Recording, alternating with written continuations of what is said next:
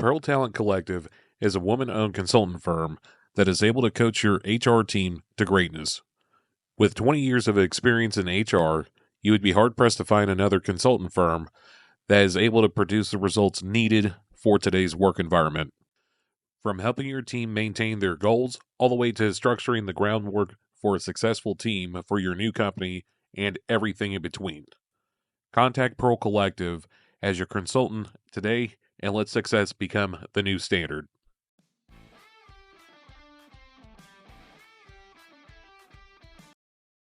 Welcome to the Intoxication Station. I'm Raymond, here with Justin Strickland and one of our good friends, Justin Payne.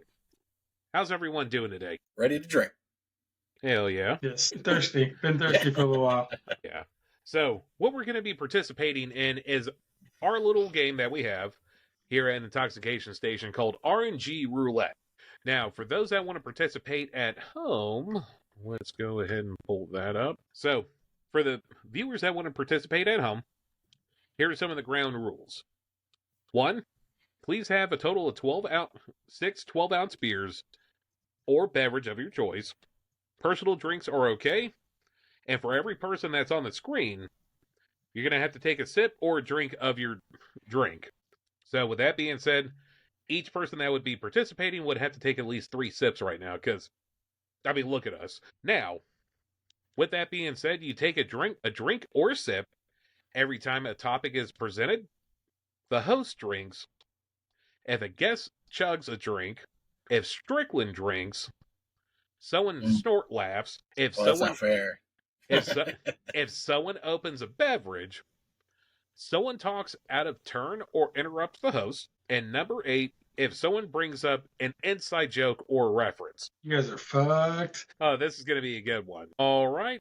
So with that being said, let's go ahead and start off the RNG roulette with number 1. If you could pick any time in history to travel to, when and why? Now, since being the host of the show, I'm going to go ahead and start off with my first drink. And if I had to choose at any point in history to travel to, I would probably pick around 1860, 1870, somewhere around that time frame.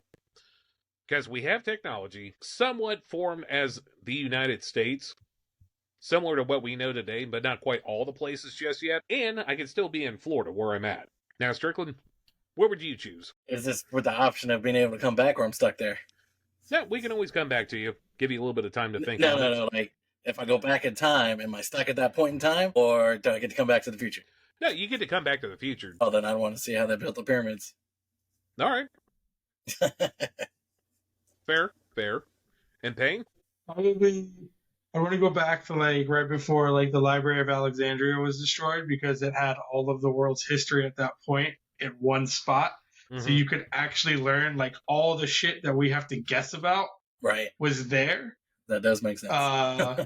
It's also, in a part of the world where, like, I put me in the sun, I brown a little bit, so I'd mix in with the Middle East. Don't got to worry about any contradictions there. Hell yeah. I'm gonna get in too much trouble. And I think it would be really interesting to like the thing about building pyramids, but also just like the 7 wonders of the world at the time that they knew of, because you got to keep in mind back then they only knew of like 2 at the time. Mm-hmm. And it would just be really interesting to see like the knowledge that we get sprinkled into our education system when it comes to like Rome, Greece, but like basically how the Middle East formed everything that we get taught, because this is like right before all those times. Oh yeah, well, effectively going back in history to know more then than what we do now, effectively. I'm pretty sure your answer just made us look like dummies. Oh, yeah. Come on. Like, not gonna lie. That's not the point. No, you made me think about it because you were like, I want to watch the pyramids be built. And I was like, damn, I would too. But I'm sure, like, I just know, like, the way they talk about that library is that it was literally, like, everything that was at that point known by, the dominating cultures of the previous, like, 3,000 years was there. Right. Mm-hmm. Yeah, that makes sense. And then in classic fashion, Rome decided, no, not on our watch, bitch. I changed my answer to your answer. They got burned down. I don't think that's how it works. So, It'd be cool to see the pyramids actually being built, because all you'd be able to do, from my point of view, is read about what happened. You'd actually be able to see it, and you'd finally get all the answers that Joe Rogan so desperately wants. somehow or another, there's probably aliens involved in it somehow. I mean, that or some just like ridiculous, like something that wouldn't seem that technological to us, but at the time was probably so like it would seem so basic, but it'd be like, how has nobody thought of that kind of thing, like as to how they were built. Yeah, they'd be like, you guys freeze water, we can freeze sand. Now it's a stone. Get out of here. Something. I mean, yeah, like you said, like people much smarter than the three of us have come up with nothing. It's just like, we don't know. Oh yeah, it happened. In all reality, they just dug it up. It was already there. I mean, yeah, that's not a terrible. That's probably as best theory as you're going to get, no matter what way you decide to try to research it. Oh, it's yeah. like, no, they just found it. It was already there, man. All right, going on to question number 2. Wait, I got to crack a beer. No, let me finish up. Getting a beer. All right. This one is for Strickland to start off with. Favorite actor or actress? Oh, that's not fair. Hold on, let me take a sip first. I would say there's some caveats to that question. All right. We will go with Mark Hamill, just because, obviously, Star Wars, but he's a great voice actor. Like, he's the best Joker ever. Favorite actor? We'll come back. Nah, I can figure it out. I don't know. Always a fan of Denzel Washington. Can't go wrong with Denzel. Payne? Yeah. What's your take on it? I would probably go Al Pacino, just because he was literally the Godfather and Scarface, like two of like our lifetimes, like the biggest 2 movies, at least early on, you know? Like, I know they were before we were born, but like they were always seen as like these grand masterpieces, and always blew my mind that he was in both. Oh yeah. That's definitely I mean, he's done a lot more. It's a hard question. That's a hard question, like Strickland said, to narrow it down. Like, if you were like, what's your favorite comedic actor? What's your favorite, you know, if you went more like genre or even like age? Because, like, I mean, I think of it in terms of like Strickland was trying to do like acting, but when it comes to voices, it always, like, the first voice that always pops in my head is Morgan Freeman. Just because it's his, you know, like, he's got the voice. But like, Mark Hamill's a really good one. He's done so much voice acting, because I think he wasn't he in Avatar: The Last Airbender too? Wasn't he like Ozai? Yeah, he was Ozai, King. So he's such a good bad guy voice, even though he played Luke Skywalker. So funny. Just the balance of the universe at that point.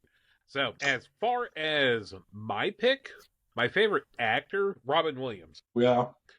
I mean, because that hits me right in the childhood. Between Mrs. Doubtfire and Jumanji, Genie in the Aladdin, he was in all the things that we grew up with in the 90s and the early 2000s. Yeah, I still wish that he was an actor to this day, but unfortunately things happen. Yeah, his daughter's really kicking things off. She's got her directorial debut. It's Lisa Frankenstein.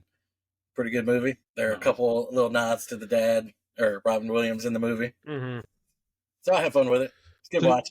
So you got me thinking, like, kind of a tangent, but it's on the same kind of thing. Is like, what's your feelings on like remakes? Because you said the Genie, and it always makes you think of like, why did they make Will Smith do that? Because like Will Smith is great, pre slapping Chris Rock in the face. Everybody thought he was amazing still, and then like, but it's like, why? Why do you? There's certain things that like I think generations before us would be like, you don't touch. And, like, for us, it's, like, Disney movies. Like, why are you remaking Disney movies? Oh, yeah. Well, especially with them being classics when they first came out in the 80s, early 2000s. Yeah, honestly, I think it's because no one has any original content out there. Like, no one has an original thought anymore. And they all want to improve on the classics when some of them come out okay, but nothing's going to beat the originals, especially when it comes to older Disney movies.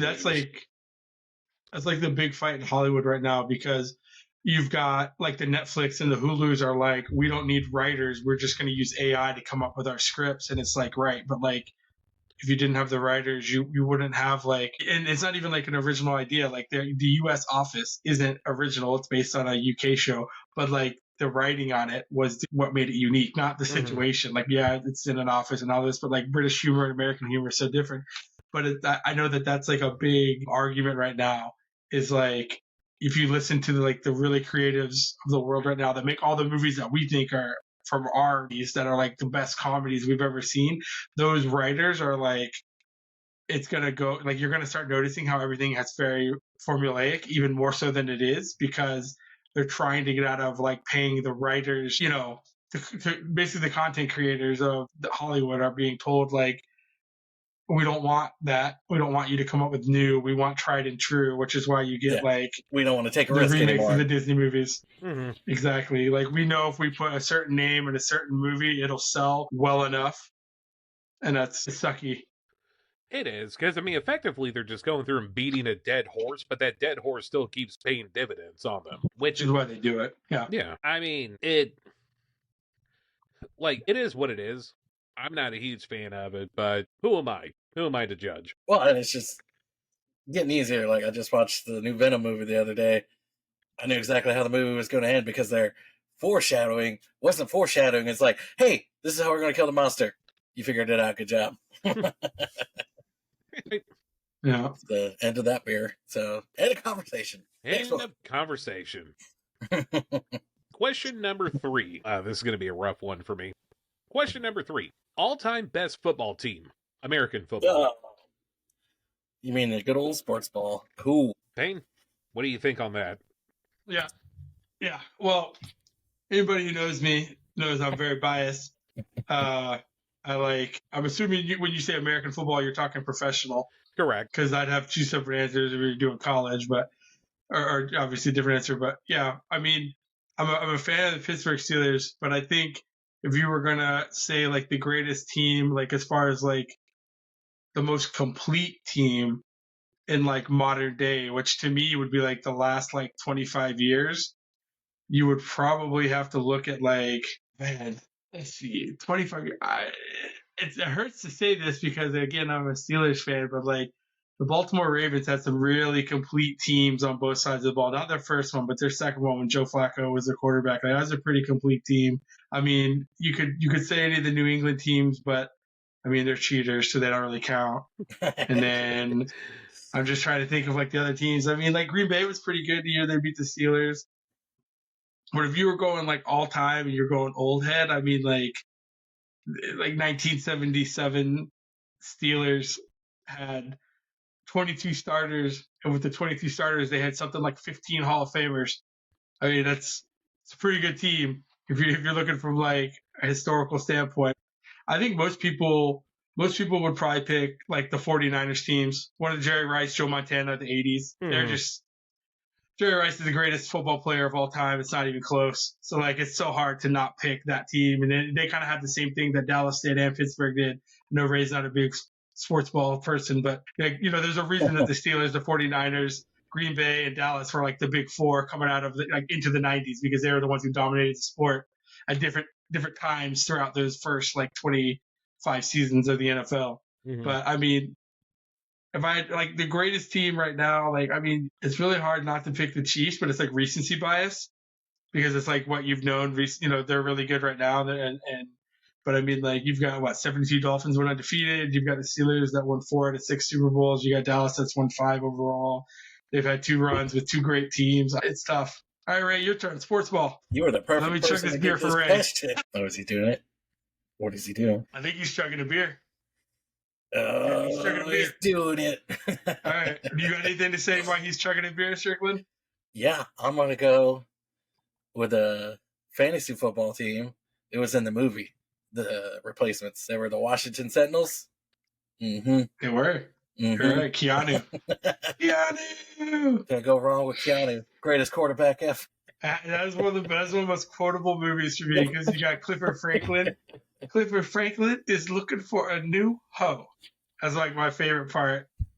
One of the best lines. But yeah, well said, Ray. Here, let me finish my beer for you so we can move on. Yeah, because that is my knowledge of football, unless, you know, Hurricanes, because... You don't remember the Titans. Well, that's what I'm saying. If you were talking college, my answer would have been 2001 Miami Dolphin national champions. Ridiculous. ridiculous. Like the stat that always blows my mind is like you could take all like from their games of that season, you could take away all the points that the offense scored, so just their defensive special teams points, and they still would have went something like 10-2, because that's how bad they were dominating teams. Like they're getting pick sixes and running punts back. If you go over the roster and you know anything about like how good people were in the NFL, it's ridiculous. Like the running back room, their wide receiver room was crazy, and then they had, oh yeah, just I know all that. crazy. Well, I know you know that they won because as you're a card carrying fan. What are you talking about? I was a Bucks fan from way before Tom Brady. No, the funny thing is, I used to get a lot of shit from my family when I was like a child, because I grew up. We all grew up in Central Florida, and I was like, I like the Bucks, but I liked the Bucks when they were wearing the orange and whites, and they were bad, the really bad team. And then I liked them, and then when I got to be like, right around middle school time, my family was like, you like the Steelers? I was like, okay, I like the Steelers. And then in '95 they went to the Super Bowl. I was like, oh, that's fun. I like the Steelers. Like, the Bucks never win anything, and then the Bucks go and win a Super Bowl like 6 or 7 years later, and I'm like, that was kind of cool to see, knowing where they came from. So we're spoiled, and we were spoiled in Florida though, with how much like good sports teams we had from college and the pros, especially like in our youth. Yeah, it's crazy. It was fun. And then you always got someone like my mom who's a Browns fan.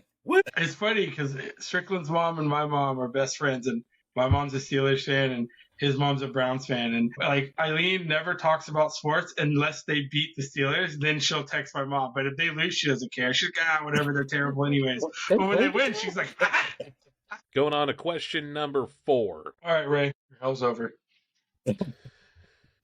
Yeah. I feel like that was set up and it wasn't random. It's so weird. That's the whole thing with RNG roulette. You have no idea what's going to be coming up at any moment. All right. For question number 4, favorite music group. So this is going to be definitely a pretty difficult one. Is there a genre? Or is it literally like wide open? Yeah, just wide open. Now, let's go ahead and specify. My God. Let's go ahead and specify it does have to be a music group. It can't be an individual artist. Yeah, okay. With that being said, probably going to go with Linkin Park. Good choice. Yeah, because, I dare you to find a bad song that they've had. They had really good albums, and they pushed a lot of stuff mainstream. Mm-hmm. That was only being seen if you were like following stuff locally in music shops. Oh yeah, so personally, I believe that Linkin Park really did push the whole rock hip hop genre pretty hard, especially when they did the collaboration with Jay-Z in the early 2000s. Even with the new lead singer now, I forget what her name is, but she doesn't replace Chester Bennington, but she does a really good job for the group, in my opinion. Now, that's only the one song that she has for Linkin Park, and hopefully it continues on with being good, because there's only improvement from there, considering that they haven't really put out anything in the past couple of years. Right, but there was that time where they got to do the song for the Transformers movie, and I feel like they just kind of phoned it in, because they're like, we got this song, we're just going to change the lyrics so it works for Transformers, because you hear the song for the Transformers movie, and then eventually that other song came out, and you're like, wait a minute. This sounds exactly the same. Well, that's the difference between genuinely composing a song versus being commissioned for one. I don't know.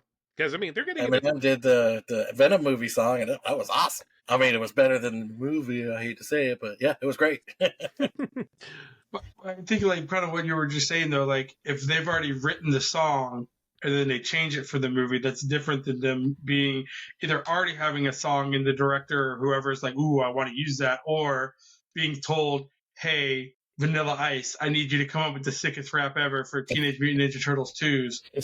I need it. And he's like, go Ninja, go. And you're like, take a fucking bow, bro. Talk about going so Linkin hard Park in was the Ray's answer. Linkin Park. Yeah, right? No reason. All right, Strickland. Strickland's favorite group. I'm trying to think of ahead where he's going to go, because he I don't know. What? Just because it's a group, I'd probably say System of a Down. Have you seen them? Shut your mouth. You shut your mouth when you talk to me. That's if you're playing along at home, that's an inside joke. So enjoy that. I mean, I might have the opportunity here soon.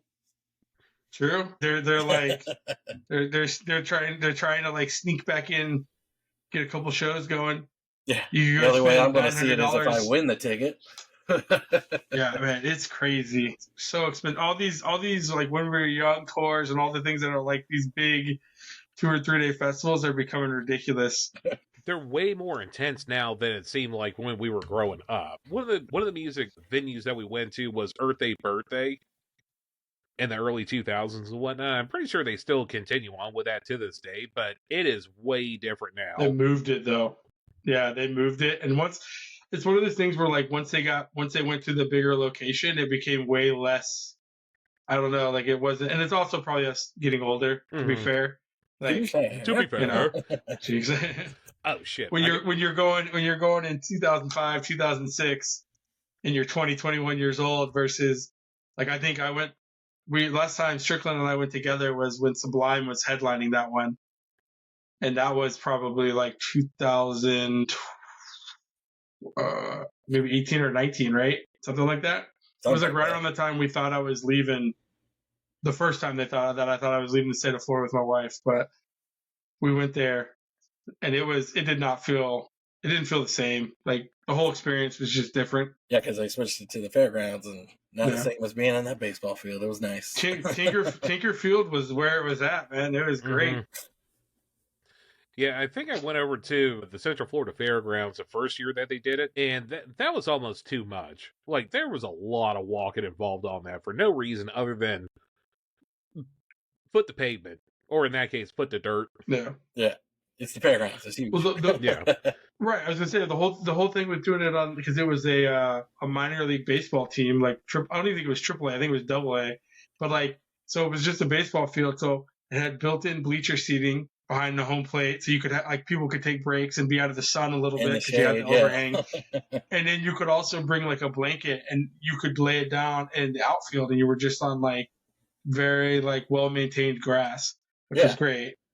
And then they opened like the practice field behind the little stadium area, and that's where they had like when we first started going, that's where they had like the local stage, which was always my favorite stage to go see. Mm-hmm. You go see the like you could be the hipster about it and be like, I saw them when they were nobody.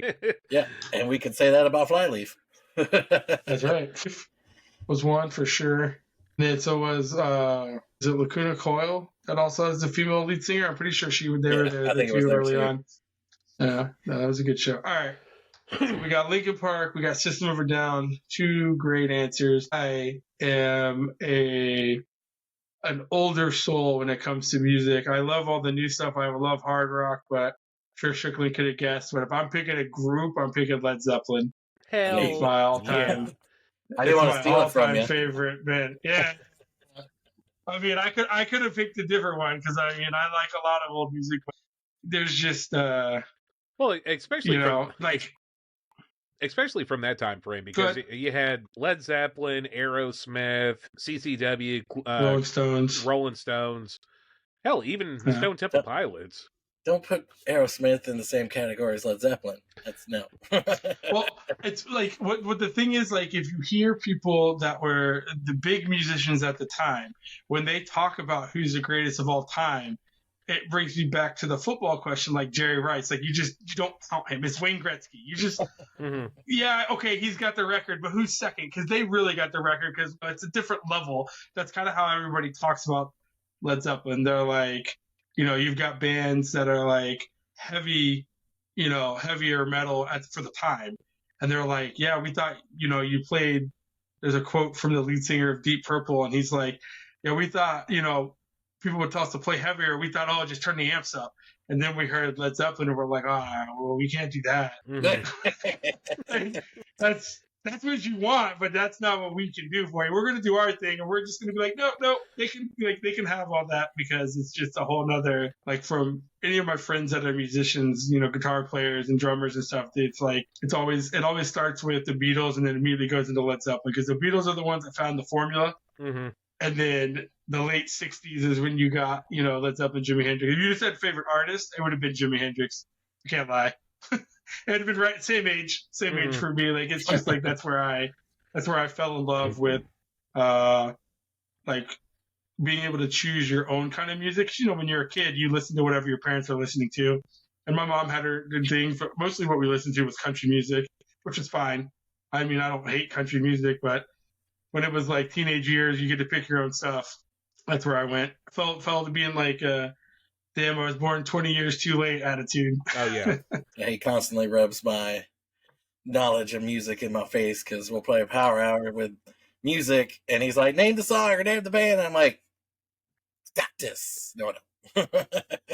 Yeah, honestly. Yeah, but then you got pockets of information that like nobody, like we all can't remember, but you're like, oh, I hear this all the time. I know who that is, and we're just like, okay. So now, not gonna lie, Strickland, I thought you were gonna go with like Ginger. Yeah, like Ginger. I know them. Or Electric Party Boy. Like more that way. Electric Callboy. Electric Callboy. Yeah. I was leaning on that line because I was thinking Steel Panther at the same time because their stuff's just awesome. Yeah. You hear Asian Hooker live one time and you're kind of like, I like this band. I like that band. You're like, wait, what did he say?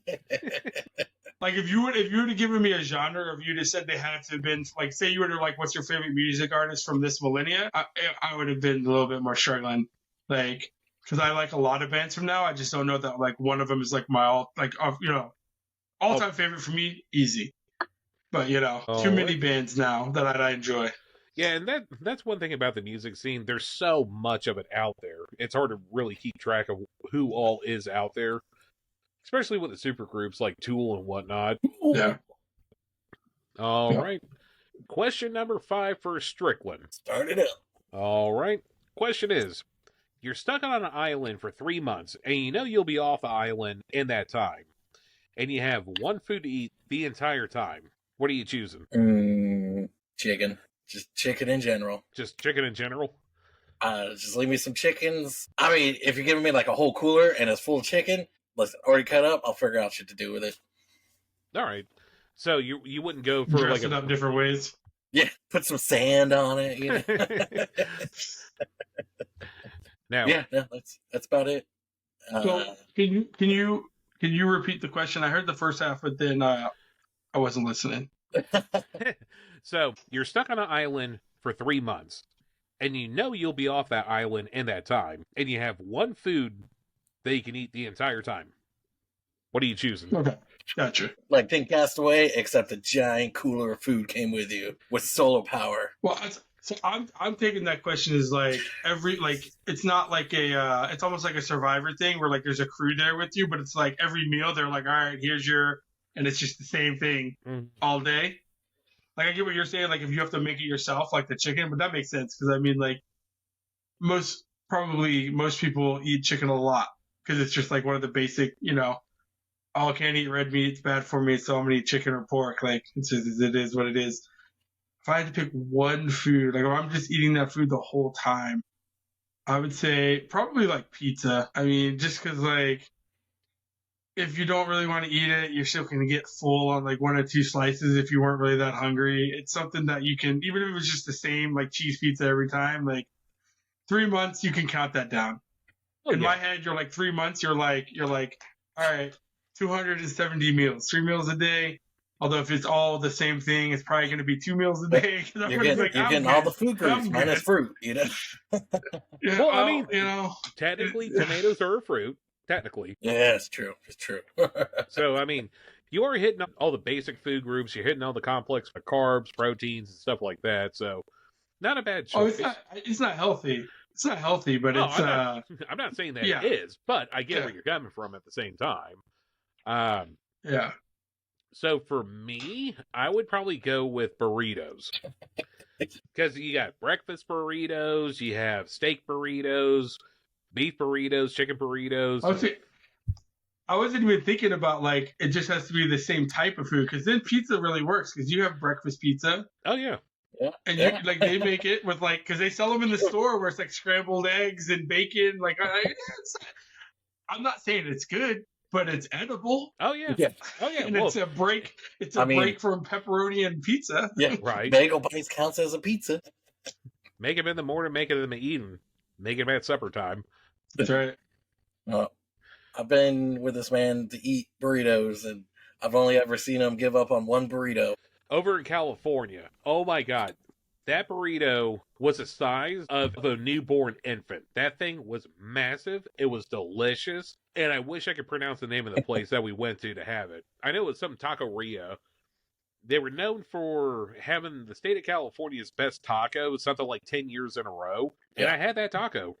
That's pretty impressive. That's pretty impressive for that area. So it's pretty like if you're gonna win an award like that, but it's like the regional specialty.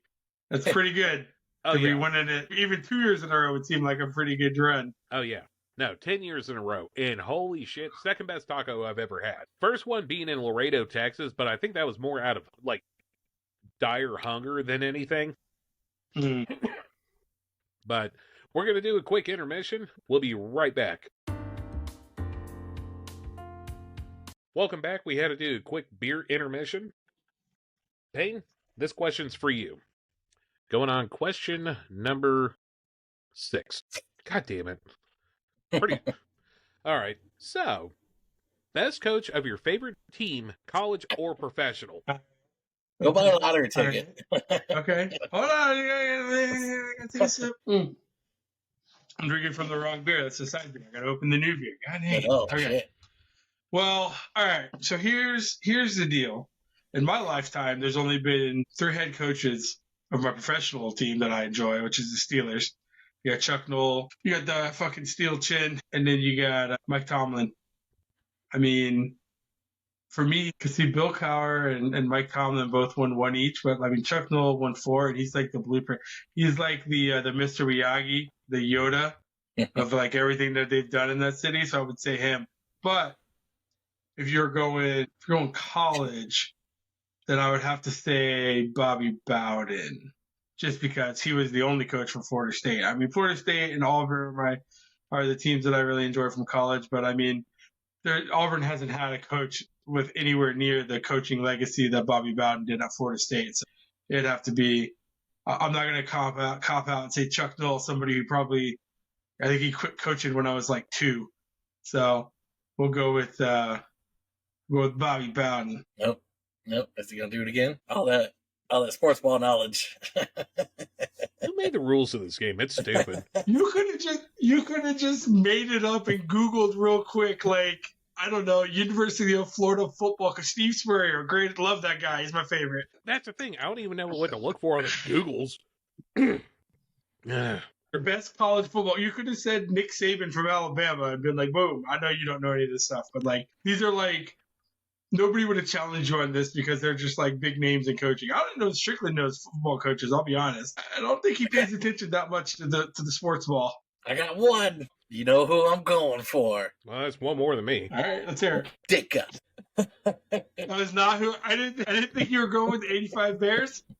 I'll be honest. I thought you were gonna say Don Shula, since he was like the legendary Miami Dolphins coach, and you're a Miami guy. Like I wouldn't know that. Come on. He literally is the most winningest NFL coach of all time, and he coached for your franchise. You're like, you know what, Bears? Yeah, Bears. The Bears.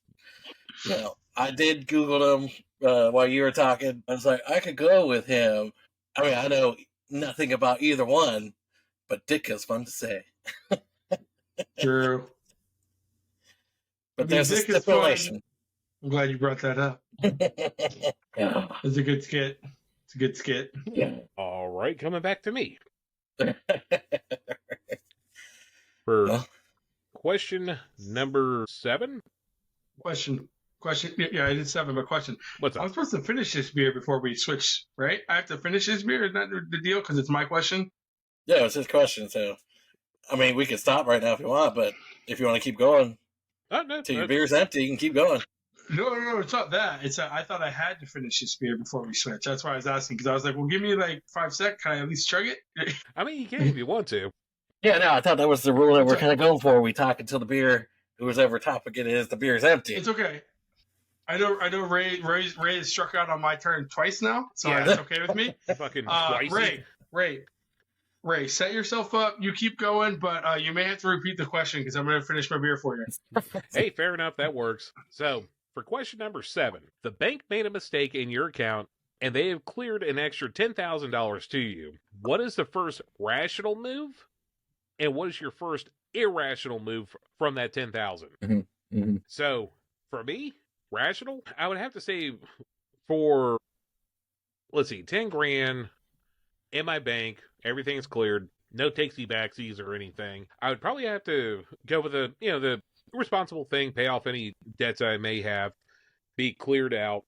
Yeah, even if it is that donut all across the board, like I have nothing else in my account, but all debts are paid for. Oh, absolutely. Like, just to have the financial freedom to have nothing and legit not be stuck with anything. Now, first irrational move, that's a lot easier. I would find the biggest shitbox vehicle out there and just do incredibly stupid shit with it. I don't know if you guys are aware of the K trucks out of Japan, but I want one of those. I want one so bad. Like, I irrationally want one so bad. Guys, the things that you can do with a K truck is just above what you can do with a sedan, but you're in a cool vehicle, right-hand drive. It's an import, and the amount of stuff that you can do to it is just, the sky's the limit. Like, I've seen people go through and add tank treads to them. I've seen people do body swaps with like side-by-side ATVs, 4-wheel drive, 6-wheel drive. Like, there's so much that you can do with a K truck, and that would be ultimately what I would do with that 10 Gs. But first rational thing, pay off all my debts. Second thing, get a K truck and just go wild with it. And Strick, bank clears 10,000. First rational thing, first irrational thing. I'm on it. I was drinking first. Rational thing. Well, I guess improve my house. It's paid off, so I ain't got much to put into it. Put a hot tub right behind me. Hell yeah. I could be doing this podcast sitting in the hot tub. That's rational, by the way. Rational. Rational. That's a tax write-off because that's for work. Yeah. I like where your head's at, so that's rational. Yes. Probably irrational. Giant, super awesome computer, super awesome monitor, video game it up. I mean, 10,000 is not enough to live off of, but it's enough to upgrade my system so I can, when I get off of work, be like, I'm going to sit here. I'm going to play. Nope. Watch YouTube videos all day. Hell yeah. And Payne? Rational answer, super boring, because that's where you're supposed to be when you're thinking clear-headed, being rational. I'm putting it into like my retirement. I have a financial analyst that I work with. I'd just be like, here's 10 grand, put it in somewhere. Let it go work. Do the salt and pepper.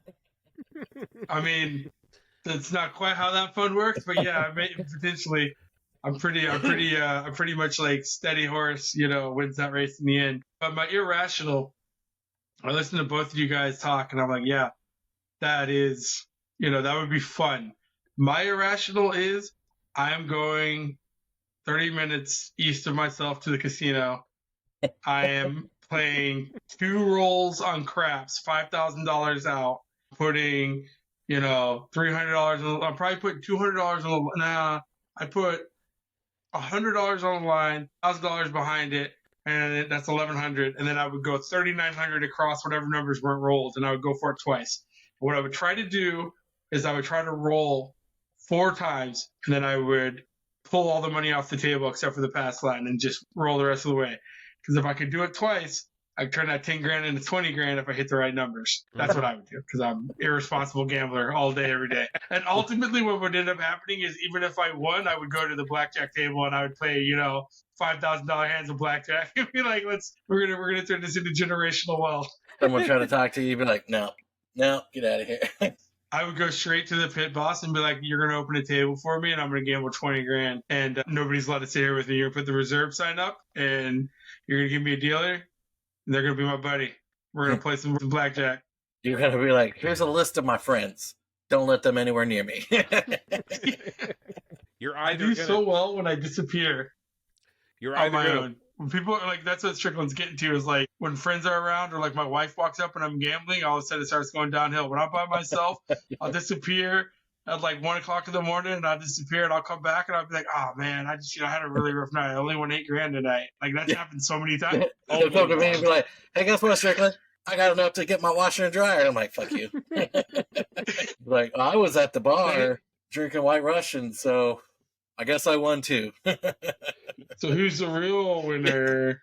I don't know, new washer or dryer, decent buzz off of White Russians. Well, now then I'll be like, well, someone did buy me a drink, and he'd be like, you asshole.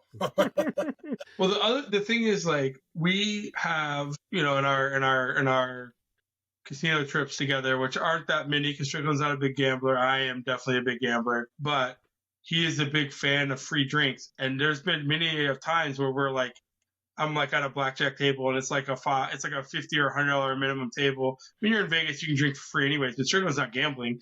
Technically, you're not supposed to drink for free when you're not gambling, but the waitress doesn't care because I'm gambling. So that's how we get around it. I mean, and before they ruined Vegas, and we had the original O'Shea's. Yeah, that's what I was about to say. Greatest venue I did of all turn time. $5 that you gave me into $90, and I won $8,000 for a newlywed gay couple. And they're like, "We're paying for your drinks all night," and I'm like, "All right." Love this city. I came up to Strickland, and he's just sitting at the bar with lots of dudes, and I'm just like, "What's up, buddy?" And he's like, "Oh, they're buying my drinks for tonight. I wouldn't have a bunch of money." I'm like, "Oh." Yeah, we're discussing how they're going to open up a cupcake shop. Ain't nothing wrong with that. Ain't nothing wrong with that at all. That's good. I mean, where's the question that says, "What's your craziest Vegas story?" Because I mean, we got some of those. We've lost a couple soldiers on the way, and people have gotten. Nobody's lives has been ruined though. On like a pink flamingo. Nobody has ruined their life in Vegas on our watch. So that is something I can't say.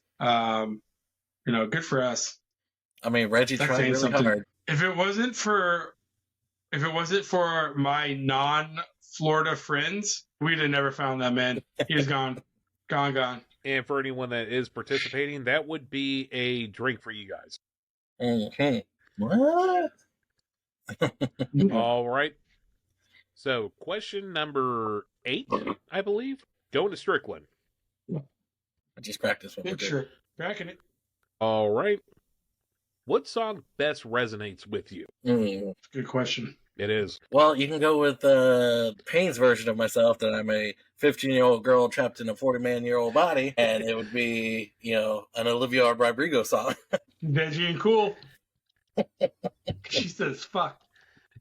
At least one time.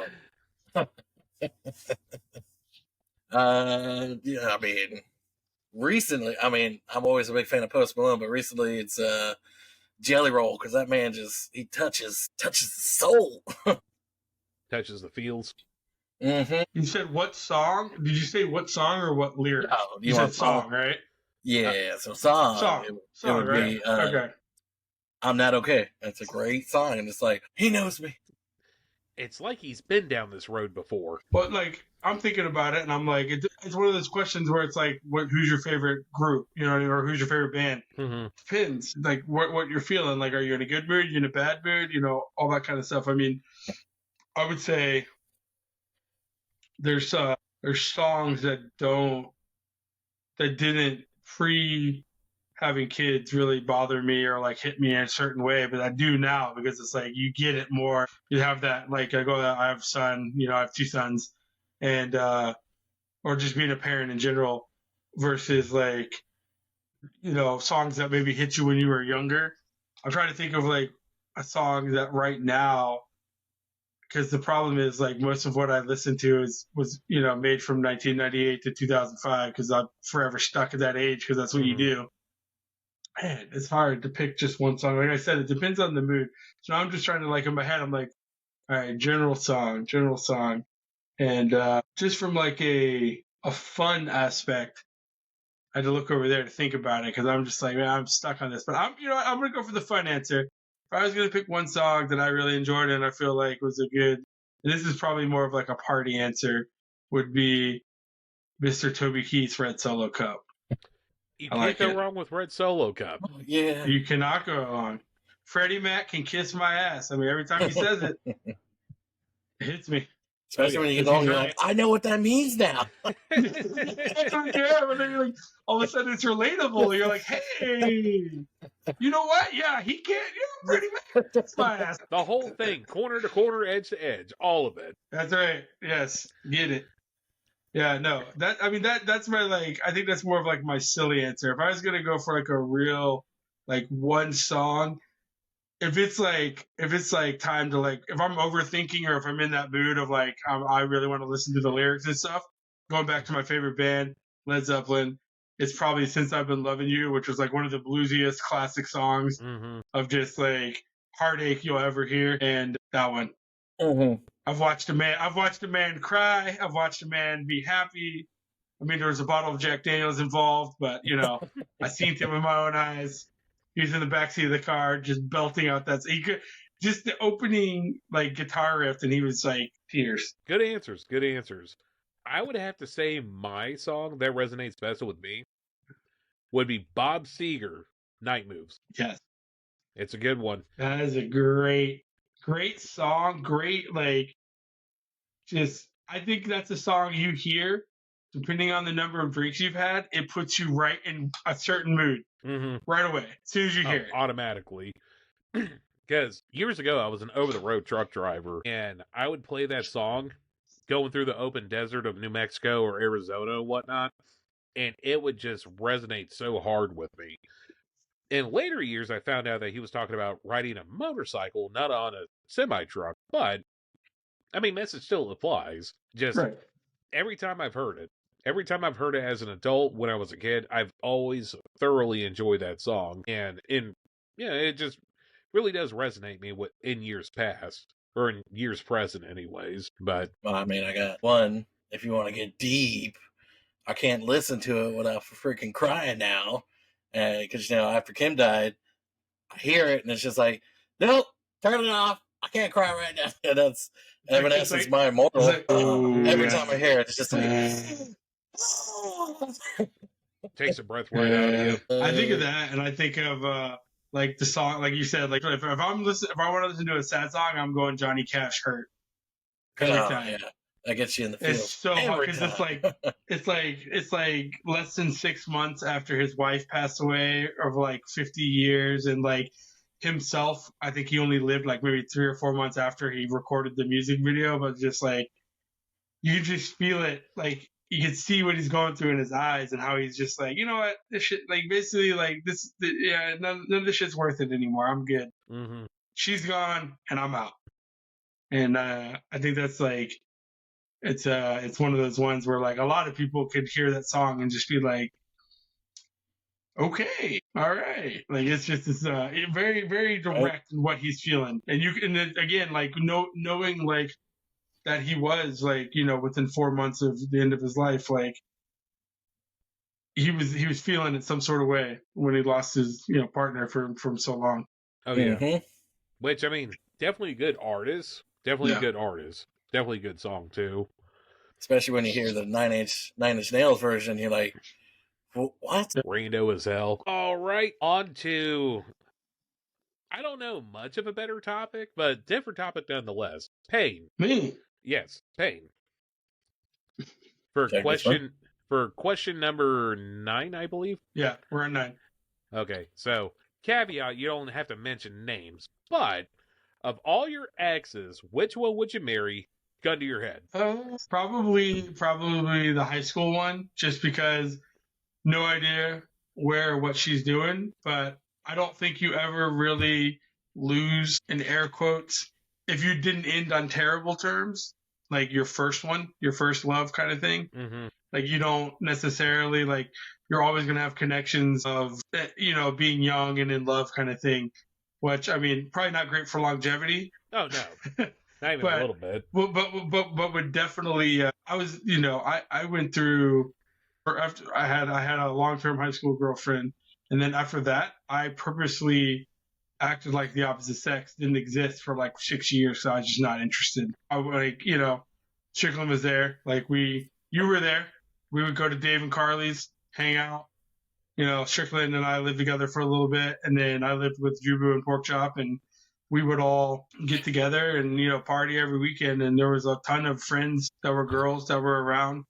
There was friends of friends that were girls that were around that wanted, like Dave and Carly's roommate. Apparently she was interested in me, and I was just like, I'm good. Mm-hmm. And then, yeah. And then the next girl I dated was, I had one of those conversations with myself. I was like, you know what? You're probably not going to find anybody. So the next one that you do find, maybe you try to get more serious. And I did, and it just happened to be the wrong one. She was crazy, as you do. And then from that point on, I was just like, you know what? I'm just going to have a good, like, I'm only in my mid-20s. I'm going to have a good time, for a while kind of thing. Like, just kind of enjoy being young. And that's what ended up happening. And then eventually, when I was around 30 years old, I met my now wife. So I haven't like seriously dated a whole lot of women because women, I've had a lot of friends that are girls. I guess that's the easiest way to say it. Right. I have a lot of friends that are women, but I haven't necessarily dated a lot of them. And I'd go back to the first one because at this point in our lives, I'm sure she's in a much different place, obviously, and I am too. Even if you took away like marriage and kids, I just mentally, obviously, matured and kind of got through some stuff. You go back to her. Why not? Because the other options aren't that great, Ray. I'm not gonna lie to you. Fair. Not to piggyback off of yours, but probably the same here. Same here, going back to the first one. Because, once again, I think you romanticize it. You romanticize it because it's like it's been a while. Well, it's not that I romanticize over it as much as, like, that was the first time that I had those kind of feelings. Yeah. Towards anyone. Actual commitment and whatnot. I've had it in years past since then, but just like with your first vehicle, just like when you ride a horse for a first time, or being from Florida, the first time that you see an alligator, nothing beats that first time, really doesn't. And to say that I would go back and marry her, I would, and then probably 6 months later end up in a divorce or something like that. But I mean, it's a first for a reason. You got to learn from somewhere. And that's life. That's life in general. You got to learn. Sometimes you got to learn the hard way. There's not a book for everything out there. You just got to do it. And if it works out, cool. If it doesn't, well, you move on. It's all about growth. And Strick. Oh, I'm interested in his answer because I think I know who I would pick, but I want to hear what he thinks. I was gonna say, look at you two cool guys that had high school girlfriends. Like, good for you. No, I didn't fucking get into a relationship until I was 22. Ain't nothing wrong with that. Yeah, but you also didn't drink before you were 21, and look at you now.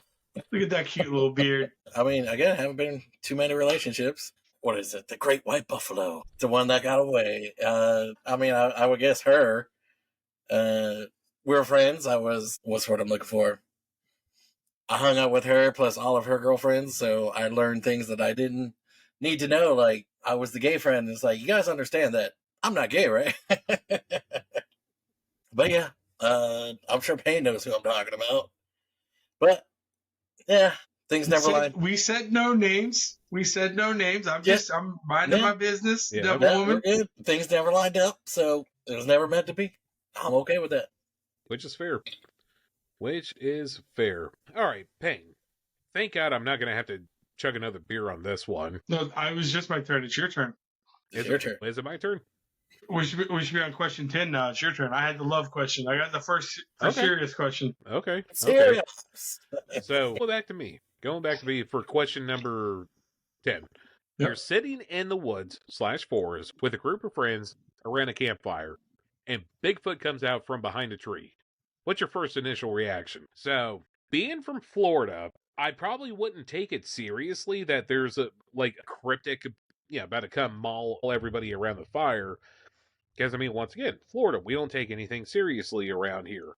Honestly, I would probably try to run up to it, depending on what kind of campfire that we're hanging around. If we're going through and just hammering out cases of beer or whatnot, I'd probably try to run up to it and, kick him in the shin or something and see who's inside the suit, only to find out there's no one inside the suit. It is the thing coming after us. and then probably And you just kicked it in the shin. Yeah, I just kicked it in the shin, making things way worse than what they could have been, and effectively ruining a pair of pants, and trying to run as fast as I can before I pass out from like a heart attack or something and getting eaten or like mauled to death or something like that. Like that would be more than likely that's what would happen to me, depending on the campfire. Now, if everyone's just chilling at the fire, no excessive drinking or anything, I'd probably run like a little bitch the other direction. I mean, that's where the safe money is. Strict? Mm-hmm. It depends on how he walked up. If he was charging, I'm out of there. But if he was just like walking through the forest, randomly happened on my campfire, and he's not showing any aggression, obviously I'm going to have a beer. So I would be like, slowly push that beer, like show him how to drink it, pop it for him, maybe put it down, see what he would do. You never know. He might like the beer. Let me tell you guys about the time I got Bigfoot drunk. I shit you not, he bought me a beer at the end. That would definitely be your luck. I'm just thinking of Strange Wilderness and when Bigfoot came out and they shot him. And then they did the video where they tried to make it look like he hung himself. But he had bullet holes across his body. Like, appropriate. I feel like that's what most people from Florida would do. They would shoot first and ask questions later. Oh, absolutely. Especially if you're in the middle of the woods. To me, like, see, I got follow-up questions, but obviously this is just a blank scenario because my follow-up question is, what woods are we in? If I'm in the woods around like where we grew up, I'm going to assume it's just a really tall, hairy guy. But if we're like in like the national forest or if we're down closer to like the Everglades, then I think, the classic line of like, I'm about to pull out my 9 and bust a cap in this pig's ass, it's probably more appropriate. Like you said, are we drinking?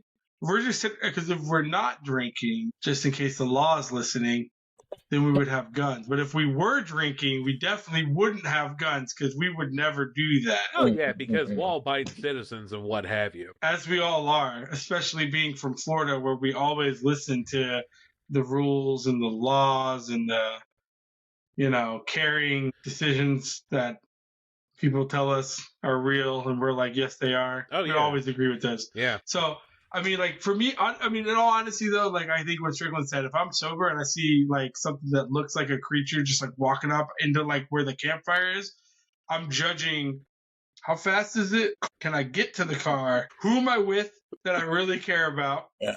Is Who it am I all leaving these behind? people? Am I alerting somebody? Is Jubu there? Am I kicking his fucking legs up before I start running? Because I'm like, get him.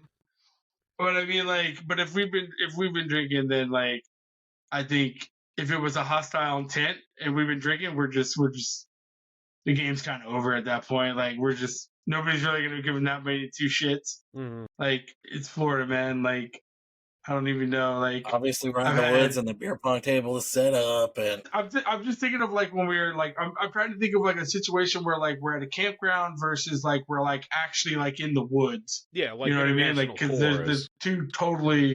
Yeah, there's a little bit of different, but I mean, like if you grew up like going to the national forest and hunting and stuff, like I don't know, I wouldn't think too much of it. Like I said, like more than sight, it would be smell. I would assume it was a bear because I'm gonna assume this thing smells like piss, like bears do, and that would probably be my first like idea. Even if I was drinking, I'd be like, everybody, shut the fuck up. I'm listening. I'm listening for heavy ass breathing to know if it's time to tell y'all to run. Did you hear that? But so, Payne, you bring up a great follow-up question. It depends on the location and who all's around.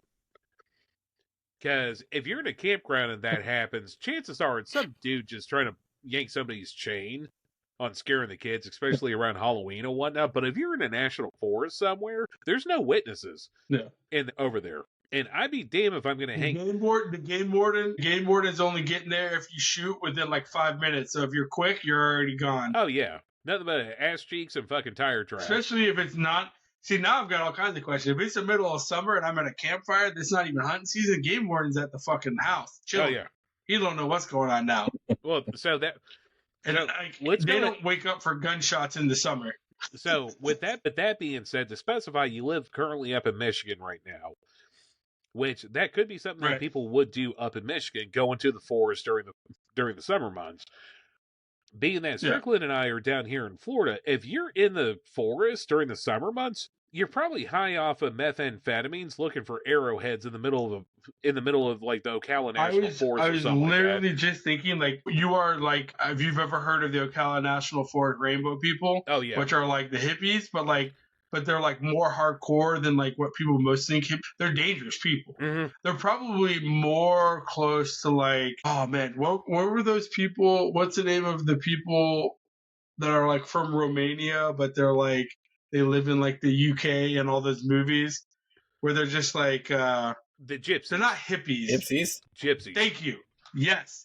Yes. That is what the rainbow people are. They're called the rainbow people because they do fucking LSD and acid, and then they paint themselves all kinds of colors. So like they got the name back in the day of the rainbow people, but they are dangerous people. Oh yeah. Because they are, the only way that they make a living is by robbing, stealing, those kinds of things.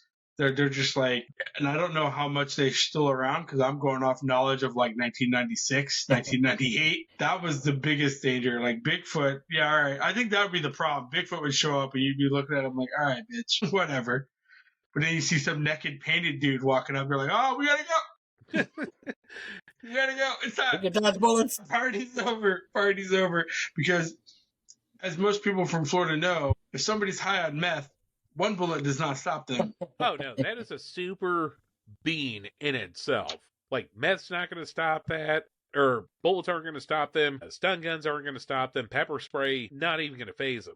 Nope. And yet people want to move to the state of Florida. That knowledge is out there on the Googles. Yeah.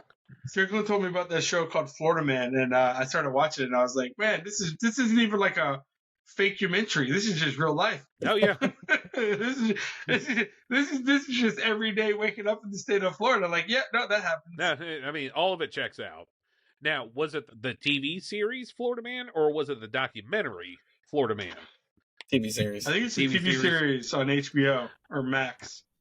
Because Netflix had one, and they had some, I forgot who they had playing it, but every thing that they did on that show, par one for the course, whoever did the research on that, scholar, absolute scholar. Yeah. Because there wasn't anything in that show that I haven't seen in person, which isn't saying much because, I mean, Florida Man shit is a real thing. I mean, that is a very scary entity. So, like, pull the curtains back a little bit. So the reason why Florida Man exists is because of something called the Sunshine Laws in the state of Florida, right? Where everything is public the moment it happens. If you get arrested, it's public right away. I used to work at the Florida Department of Law Enforcement, and we used to get every morning you would see like funny mugshots and stuff, right? We would know if somebody who worked with us got arrested before their bosses did because we were looking at the mugshots. We thought it was hilarious. Wow. And then we were like, ooh, wait a second. Hold up. Wait a minute. And like, I was like mid to high level person at the agency at one point. And somebody they said they ran my information. Of course, they're in like Miami at like 4 a.m. I'm sleeping in Tallahassee, which if you're from Florida, you know, that's 7 hours away and I'm in bed. But what I didn't realize, or what the agency didn't realize, is I was in charge of FDLE's fleet. They had sold a van at an auction, and somebody got pulled over for a DUI with that van, and that van was still registered to FDLE, and it pulled my name because I was the fleet manager of all the vehicles for FDLE. And anyways, so the cops were like calling FDLE, and they're like, "We got him," and I'm like, "Got who?" I'm like, "What? Who? Me? Nah." And then I went to get my tag renewed that year in Florida, and the lady's face was just like, "What vehicle's yours?" And I was like, "I only have one vehicle." She's like, "You have like 700 vehicles in your name?" And I was like, "Oh, that's my job." She thought I was like a used car salesman or something because she's like, "No, you have a lot of vehicles in your name." And I was just like, "No, there's actually like," I was like, "If you look at them, they say government, you know, like that's not my personal vehicle." But apparently she was newer because the guy who came to help me afterwards was just like, oh yeah. He like showed her how to like clear the search, but it was funny because her face was just like, what? Huh? So. Oh, that's great. All right. All So right. we are Strickland. on to Strickland. Last question. All right. Here's a good one. Who would you have a beer with at any time in history and why? I would probably say I'm leaning towards Teddy Roosevelt or Abraham Lincoln. Ooh. Ooh. Just I'm sure Abraham Lincoln was sober, but yeah. yeah. Like he didn't have to drink. I would just drink a beer with him in his presence. Although But Teddy I Roosevelt. feel like Teddy's a great answer, but I feel like Abe did drink, but just not when he was older in life. I think that's what it like once he got into politics. But either way, great answer, by the way. I would say Teddy because he was just fucking all over the place. Like if we were friends, he'd be like, "We're going over here to this forest. You go have fun with that. I'm gonna drink a beer, but we can see a bear. I've seen a bear. I don't need to see another." Well, so with Teddy Roosevelt, the amount of bourbon that guy drank on a daily basis is almost god tier. So having a beer with him, that would be like drinking water. Yeah, probably. For me, Mm-hmm. there is only one answer. There's only one answer, and you guys will know why after you hear the full name. His name is John Jameson. I will have a drink with John Jameson, the founder of Jameson Irish whiskey. Kaboom! We can have a beer. We can have whiskey. We can probably have a beer and a whiskey. Then You know, finish the night off. The with the reason, whiskey. and the reason why is, I'm half Irish, and he's basically like the Irish Lord and Savior. And Irish whiskey, #1. It'd be a little bit of a weird time because it'd be the mid 1700s, but whatever. It was either that or it was going to be like the original, like literally Jack Daniels. Like, Oh yeah, I'm going back to Tennessee. Mr. It's one of those two. Like I'm going for one of the guys that made it all. Yeah, no, John Jameson's a good one. Very historic, very cultural of you. Very demure. Well, that's how people describe me, so that makes sense. So I would have to say, if I could pick anybody in history, I mean, Stricky hit it on the nose with Teddy Roosevelt. Like, he formed the Department of National Forests, the only government entity that no one has anything bad to say. He founded the first national park being Yellowstone National Park, and I believe Yosemite National Forest after that. He was really the forerunner of a group that wouldn't go through and just decimate and overpopulate the United States. He had the foresight to have like national lands dedicated for the people to go through and visit and whatnot. He's the real life Ron Swanson. Or is Ron Swanson a recreation of him? Boom. Mm-hmm. More serious though than John Jameson, like a more serious answer, just from like a reputation standpoint, right? Would be Winston Churchill. God, I was going to think Because that my man was drunk every day by like 10 a.m. Oh yeah. And he was literally from Trailer Park Boys, Mr. Leahy. He just had the breath, like he knew how to keep it right in the slosh the whole day. He just hammered at 10 a.m. and he just kept it going the rest of the day. He knew what he was doing. Just straight maintaining. Yeah, exactly. God. All right. So as far as that goes, I would probably, I know this is going to be a little bit more recent, but like early 2000s, Will Ferrell. Because that would be a funny son of a bitch to have a beer with. Fun. Yeah. Oh, I mean, me and Payne have a list. That's a good one. We got Post Malone on that list. We'd love to have a beer with Post Malone. Post is I mean, if you're like, to me now you got me thinking about like Hall of Fame drinkers, as you do. Andre the Giant, just because. Oh, that'd be great. I've met people that cannot drink me, but not that many people. Mm-hmm. But I know that night, like I lose. Oh yeah, I lose. And you're okay with it. It's over. Like I'm more than okay with that. I'm so excited to get drunk next to him. Like that's the thing. Like it's just gonna be a great night. And the other one who's on the Mount Rushmore of drinking is Lemmy from Motorhead. Anybody who has their own personal bottle holder for the Jack Daniels, because they're like, we don't need labels. Just give me my bottle. And gets on the plane, and all of his reps know, like, he gets on a plane, they're like, here's your little cup. here's your jack. Here you go. People on the plane are like, he can't do that. And they're like, he's Lemmy. Mhm. He can do that. We'll see when we land. Exactly. Yeah, no. But it's depressing. When you start thinking about famous people and drinking, it gets more depressing because you start thinking about the people that killed themselves because they can control themselves, you know? So, not great. But Andre the Giant. Oh, I mean, That's, you can ask Payne right now.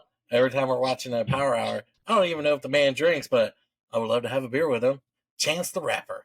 I'm always like, he's such a nice guy. Yeah. Well, True. so between He does have that. Yeah.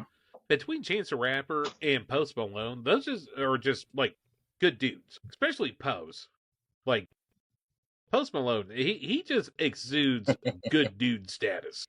Right? Oh, he Just definitely wants does. a Bud Light and play some Magic. Right. As you do. We would definitely have to drink and play Magic the Gathering. Because Didn't he buy that like $2 million Magic card? Like the One Ring or something? yeah, Pretty sure Post got it. yep. No. When Magic the Gathering did their Lord of the Rings set, they made one ring Yeah. and he bought it from the guy that pulled it. Well, I mean, when you have that kind of liquidable cash, why not? I mean, it's Post Look, Malone.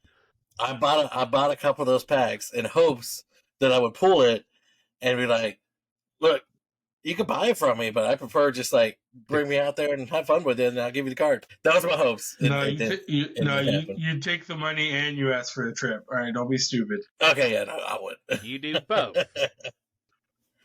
And Yeah, I'm like, if he's like, I'll give you $2 million, be like, how about 1.5, and we hang out for like a weekend. That'd probably my answer, yeah. But you also have to bring my friends, and then you fly out like 3 or 4 friends. Yeah. Obviously. Obviously. So the real question would be, who's the third person? We didn't set a number on, the people that I would bring with me, but obviously it'd have to be Payne, and then my other friend Brad, because he's in deep in Magic the Gathering, and he likes Post Malone. And then I'd be like, great, let's go. So it's funny that you bring up Magic the Gathering. So for those that may not know, I am a rideshare driver in the Orlando area, and I pick up everybody from every walk of life. I had a young gentleman a few weeks back that was leaving a Magic the Gathering tournament, which I didn't think was a thing. Oh, it's a thing. And it's totally a thing. Oh, it was definitely a thing. And Friday Night Magic. It's a Friday night tournament league pretty much every Friday. It was absolutely a thing. And well, I asked him how his day was, and he explained in explicit detail exactly everything that happened at the Magic the Gathering tournament that he went to, or that I picked him up from. That he lost at? Oh no, it was an hour-long trip from where he was playing at, because he was playing at like a brick-and-mortar place, to his house, and I heard all of it, unprovoked. Yeah, sounds like a good trip to me. Oh yeah, well, I mean, so if I knew what Magic the Gathering was prior to that, it would have been a great trip. But since I had no idea what he was talking about, I was very much so lost in the sauce on that one. And yeah. Yeah, with me, I would have been like, well, are you a tournament player or are you a commander player?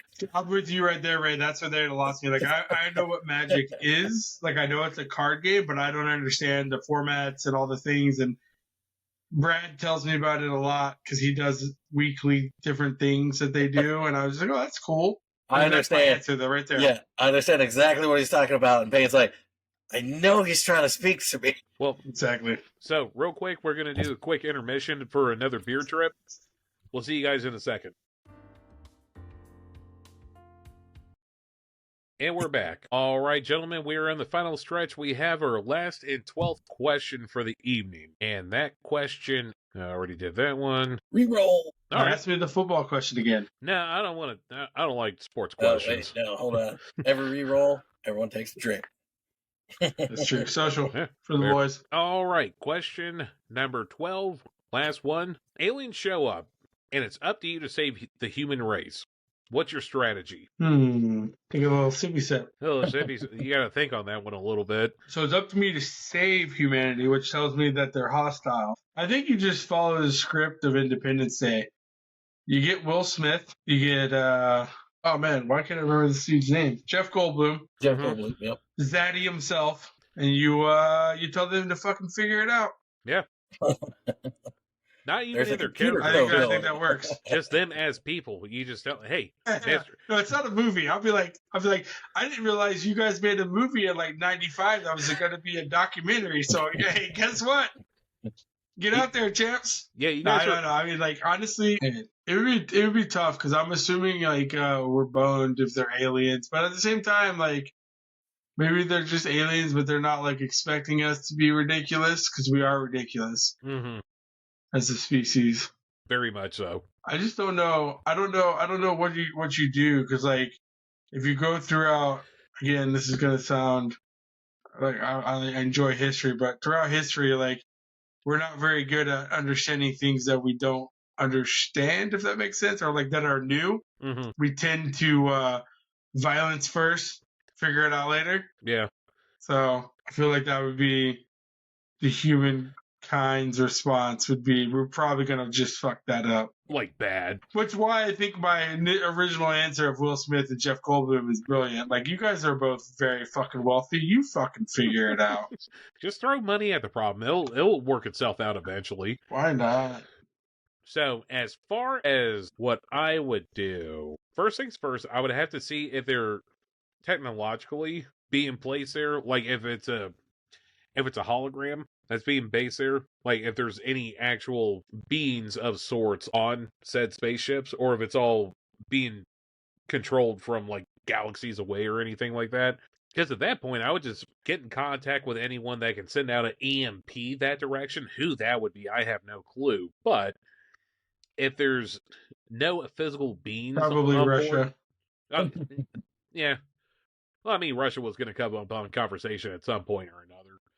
But Well, I'm just thinking, like, if people that have EMP, because that's kind of dead technology now. mm-hmm. And by dead technology, I mean, like, the ability to, like, you could set off an EMP, but, like, the ability to, like, actually disrupt things kind of a little bit more difficult. As to get opposed- close enough is what I mean, you know? Oh yeah, getting close enough. Like, I don't know if anybody's got the ability to shoot it into space. Well, so with a nuclear blast, it sets off an EMP by itself. You just have to have the nuclear fallout that goes along with it. So Russia, once again, would be a plausible question. Or a plausible answer to the question. And if there were beings on board that made the travels all the way over here, so from a diplomatic standpoint, I would try to get in contact with him, try to translate language barriers and whatnot. Realistically, I would just go about shooting like really big explosive shit at it till they all fall out of the sky. Independence Day. That's what I'm hearing. Oh yeah. So my plan. Let's do it. Hell yeah. Hell yeah. And Stricky, what will you do? I got a couple answers for this. If I'm like, because I live in the middle of nowhere, let's say they land in front of my place and they're like, "Are you the leader of Earth?" I'll probably say yes. They're either going to shoot me or take me away, and I'll take care of it. So what you're saying is you'll take one for the team. Strickland's just looking. I would say Strickland's just looking for that alien, Strange. He's just like, hey, what's up? Well, see how it works. That brings me to my other one. If they're like fucking xenomorphs, I'm probably dying because I'm not outrunning that or face hugger going in my face, and my first alien of Earth popping out of my body. So you're like, yes, I'm the leader of Earth, and also patient zero at the same time. If that's the other conclusion to it, yeah. I'm the first xenomorph that, if it's anything like a manga that I've been reading, Dan to Dan, apparently aliens don't invade Earth because spirits basically keep them away. They don't have the technology to battle spirits, and so spirits keep them away. And so I would find the closest median. Yeah, I would find the closest median and be like, give me the power from that manga because I want to go kick some ass right now. So, go. Then the last one would be... Okay. Well, there might be two more. We'll go with this one. I bust out my piano on my light show, even though I don't know how to play, and be like, bah, bah. I'd be like, well, we're all dead. Thanks, guys. I tried. So going on that, I listen to a lot of audiobooks being on the road so much, and one of the audiobooks I listened to is a series on Audible called The Bobiverse. We're All Bob. And long story short, it's about a guy that gets hit by a car and then turns into just an interstellar being via AI. Like his physical body's gone, but he gets transferred into a computer and now he controls basically the Milky Way. I'm really going through and doing the cliff notes on it, but it's a really interesting book. I would recommend anyone to go through and listen to it. But basically, what it comes down to, from an alien's perspective, going onto a foreign planet, he's all nice and trying to like save everyone in the process, but there's another group out there that's referred to as the others, and they want to go through and harvest all the materials that planet has to offer. Any minerals, metals, anything of that nature. And Yeah, just like Dan to Dan. That's what they're here for. yeah, they're just here to strip the solar system, basically. Yeah. You took the words right out of Ray's mouth. I know, right? If only I read that book. Or manga It's or whatever. Good. Manga. That's a new show on Netflix. Not sponsored. But like there's so many different realistic ways to be able to handle a situation like that.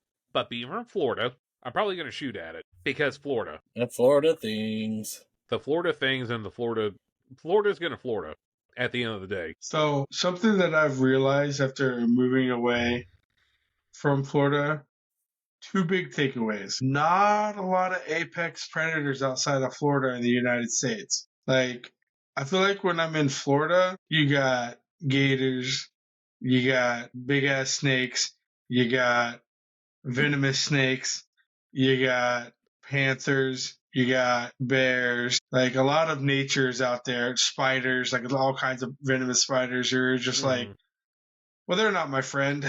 And this is, why it's dangerous to go out in the middle of nowhere. And then like coming up here to Michigan, when we first moved here, my wife was like, there's wolves. And I was like, I don't think there's wolves. And then I Googled it. There are like a handful of wolves, but they're all in the Upper Peninsula, which is basically like Canada South. Like it's so far away from where I live. South Canada. And then I was like, all right, cool. So there's got to be bears, right? No, not really. There's not really any real big natural like you could just. This was mind blowing moving up here. You can just see a lake and dive into it, and you're cool. Hell no in Florida. Hell no. Well, the whole If you can't see the bottom, you don't jump in. Yeah, sorry, I'm listening. Oh, yeah. Well, so the whole Indian saying, being that if you see a body of water and you can reach down, touch it, and it's wet, there's an alligator in it. Oh, guaranteed. Yeah, that is 100% truthful, factual statement. And it's even more so now. Like when we were like, 30 years ago, because my God, we're getting old. Yeah. 30 years ago, mid-90s, I remember being in school and they're like, alligators are endangered. And you're like, oh, not the gators. And now they're like, do you want a license to shoot 20? Because you can have it. If you want it, you can have it. They don't even have to be big anymore. Like just like literally like 4 feet. If they're bigger than 4 feet, please God, murder them. Mm-hmm. Like that's where we're at now. Whereas like back in the day, it was like, again, grew up in the national forest. May or may not have seen a couple gators get killed once upon a time, illegally buried. It is what it is. But it's so funny now thinking about how like it went from, you can't do that to like the government will pay you to do it now. Yeah. Because they can't even get enough people to go out and clear the lakes. Mm-hmm. It's crazy where we're at now. Like, I guess way to go biologists, but like maybe not with that particular creature. Yeah. We're good. So it's funny they bring up the whole gator thing. I'm in talks with a few people that I would like to interview with, and they would be absolute gold mines for the channel. Because I personally know the first woman gator trapper in the state of Florida. Like, she was the first woman to ever get a license to be able to hunt alligators back in like the 1970s, I believe. Maybe early 90s. And I also have a lead on a gentleman that is very well known for getting smacked in the face with head, with an alligator tail after capturing it being rendered unconscious afterwards. And he actually is a licensed gator trapper in the Central Florida Ocoee Winter Garden area, and has been doing it for years, being a licensed trapper and whatnot. And my God, that guy is hilarious to talk with, just because of the random shit that comes out of his mouth, and it makes sense, but you have to really think about it at the same time. Like, dude would be a gold mine on here. So, I don't know if you've heard this question or this what people were saying online, where like you ask men like, what apex predator do you think you could fight and win? I don't think I could fight it, but I think I've seen enough, and I've dealt with live gators, that aren't like trained. They're just wild gators. Enough of my life where like, if I had to remove a big gator, let's call it a 10-footer, right? Mm-hmm. Which like people will tell you, oh, there's 15-foot gators. There's not 15-foot gators.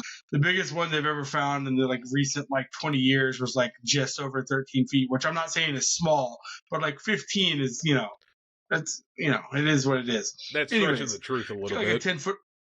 Well, you get like a 10-foot gator, big enough that it could kill you, right? Mm-hmm. Like, I mean, I guess technically like an 8-foot gator could kill you, but most of them would be scared of you because you're roughly the same size as them. Like, they don't see you as prey. They see you as like, what the fuck is that? Mm-hmm. But if you get like a 10-foot gator and they're coming at you, like, I feel like I watched videos where people like try to like do the trapping and shit. I'm like, why are you trying to do the trapping? You're not trying to trap this bitch. You're trying to get him the fuck away.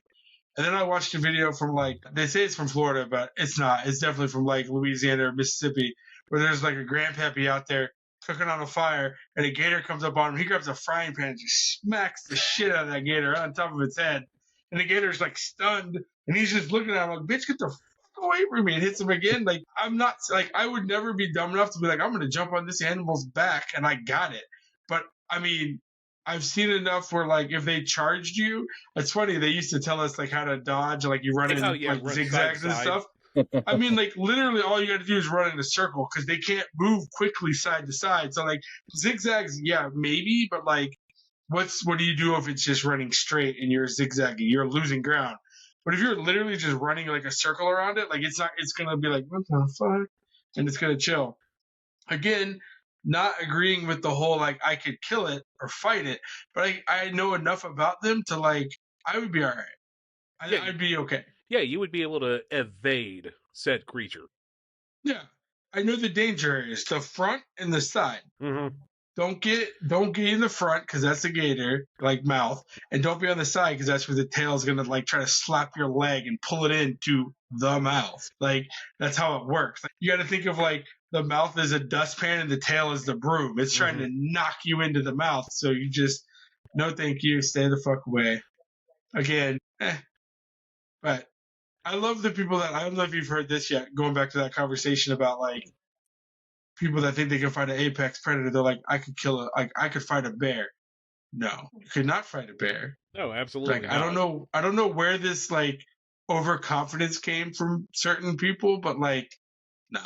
It's even like less dangerous for us bear, like a 150-pound black bear. Like, it's still, stronger than you and has teeth and claws, and you don't. And yeah.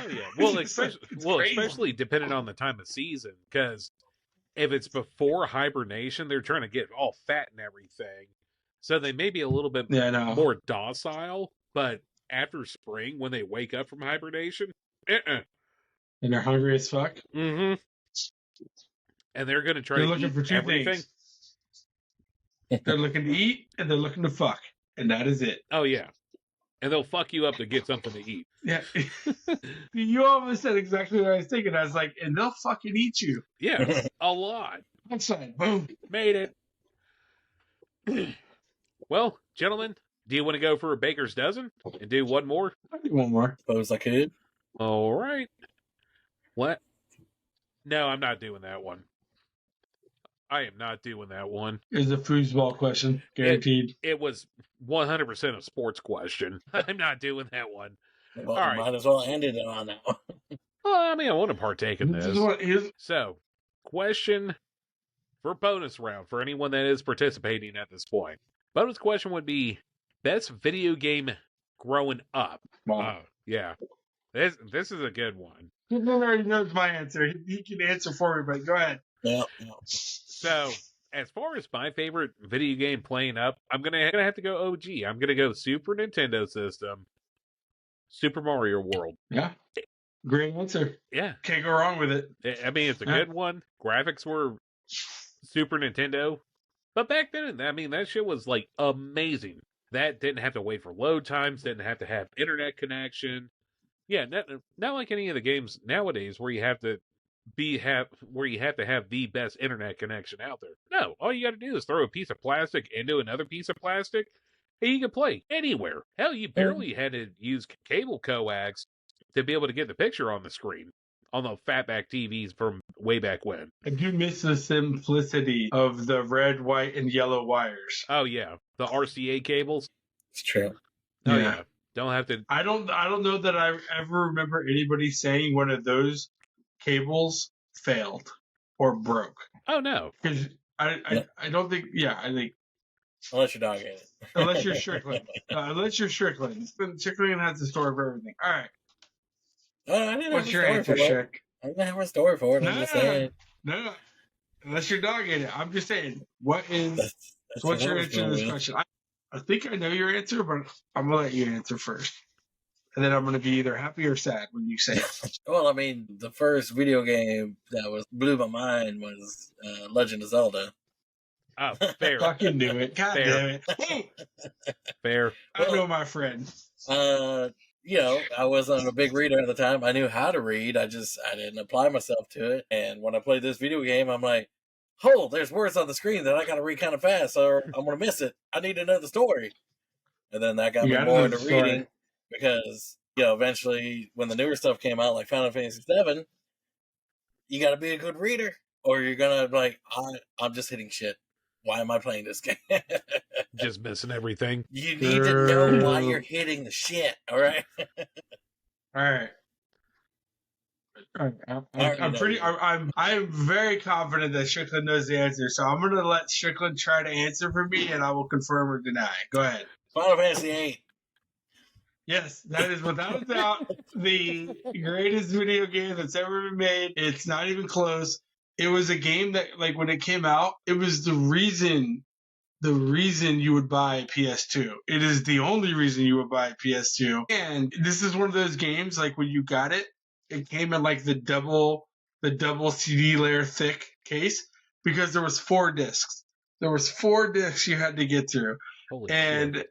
it is, I remember when we, it was Strickland, his brother, and myself. We watched like just the intro to that video game. And it's so funny thinking about it now because you gotta keep in mind this was like 2002. Just seeing the water for the first time that didn't look like pixelated squares moving as water, mind blowing. It looked like real water. And now you think of like, a myriad of video games, or you think of like, what's the one where you're like a pirate and it's just like, it actually looks like water. But back then, Assassin's Creed. there's that one, but there's another one where like the whole thing is like you're living on a ship. I just don't remember the name of it. Doesn't matter because yes, thank you. The thing with Final Fantasy VIII is the graphics were fantastic for the time, but for me, it's like Star Wars or Lord of the Rings. The music was crazy good. It's a video game. It's a little video game. It is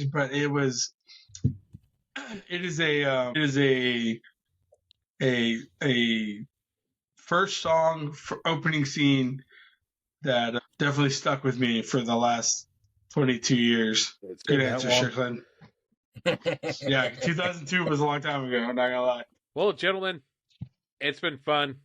I do appreciate you guys logging in, getting all set up for it. Payne, thank you for taking time out of your day. No, it's fun. Thank you.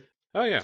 Now, for anyone that is following along, we do appreciate you guys participating with us. This is Raymond from the Intoxication Station with Strickland.